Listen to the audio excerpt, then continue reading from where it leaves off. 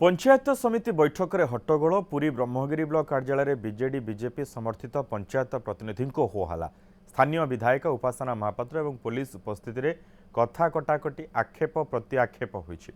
गत 20 तारिख में ब्लॉक रे बीजेडी पंचायत प्रतिनिधि माने विभिन्न दाबी नहीं धारणा देवा सह समीक्षा बैठक बातिल कराइथिले। आज पुणी बैठक हेबो बोली स्थिरीकृत होइतिला, किंतु आज बैठक आरंभरू ही दुई दल समर्थित प्रतिनिधि माने निज निजर दाबी उपस्थापन करने सह होहल्ला करथिले। आगामी दिन रे रेगुलरली पंचायत समिति बैठक हो आउ मोर दायित्व होची केमती गोटे फोरेंसिक सिविल ऑडिट हो प्रत्येक कामर तर्जमा करा जाओ जहाँ जहाँ सब अटकी की अच्छी जहाँ जहाँ सब काम गुड़ा हो पारि नहीं कार्यकारी डिस्प्यूट होती किंबा अन्य कौनसी कारण जो हो पारि नहीं सेगुड़ा केमती कार्यकारी हम से आमर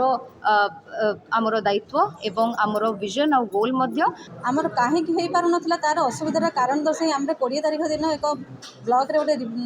रिव्यू थिला किंतु रिव्यू करने पूर्व जो समिति मीटिंग हबार निहाती आवश्यक था से विधायिका मैडम जानना मुझे प्रश्न करुँचे से प्रथम भूल किंतु से भूल किंतु कौन निज भूलटा नापी चाहूना